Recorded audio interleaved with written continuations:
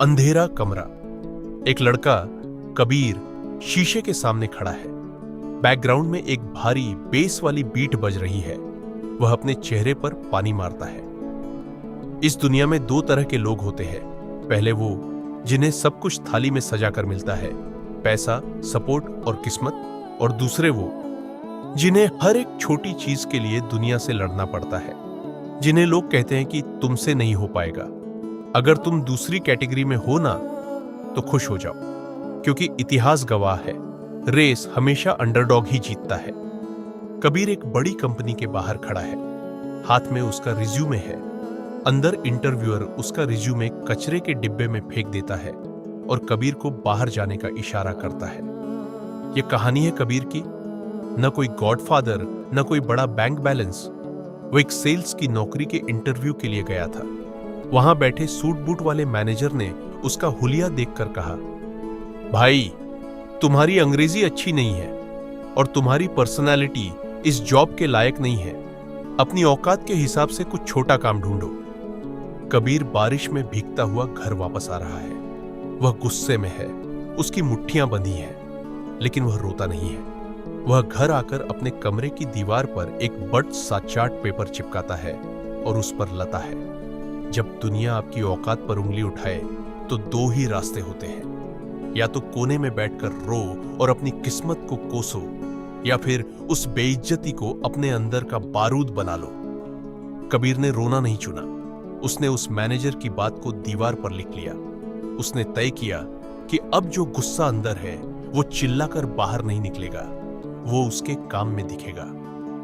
एक fast montage Kabir रात को YouTube पर सेल्स और इंग्लिश की क्लासेस देख रहा है।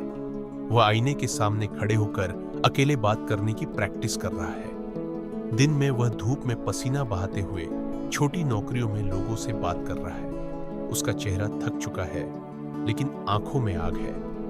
अगले 8 महीने कबीर के लिए नर्क जैसे थे। जब उसके दोस्त संडे को घूम रहे होते, कबीर किताबें पढ़ रहा होता। जब लोग सो रहे होते, वो अपने कम्युनिकेशन पर काम कर रहा होता। कई बार उसका मन किया कि छोड़ दे।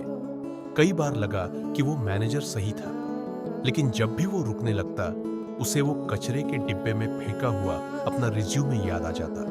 उसने खुद से कहा, थक जाना मंजूर है कबीर, लेकिन हार कर बैठ जाना मंजूर नहीं है। 1 साल बाद कबीर अब एक बेहतरीन सूट में है। वो उसी कंपनी के बोर्डरूम में बैठा है, लेकिन इस बार वह जॉब मांगने नहीं आया है।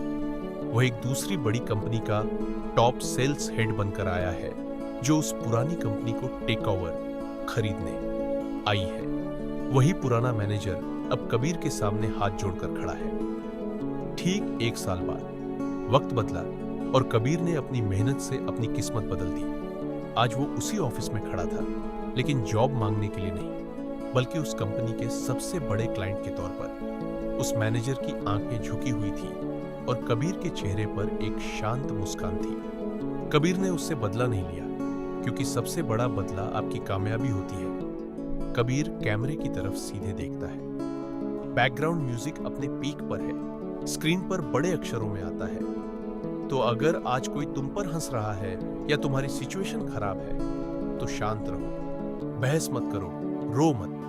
अपनी एनर्जी को बचा कर रखो और उसे अपनी मेहनत में झोंक दो। शांत रहकर इतनी बड़ी कामयाबी हासिल करो कि तुम्हारी कामयाबी का शोर उन हंसने वालों के कान फाड़ दे। उठो और आज से ही खुद को घिसना शुरू करो, क्योंकि तुम्हारी कहानी अभी खत्म नहीं हुई है।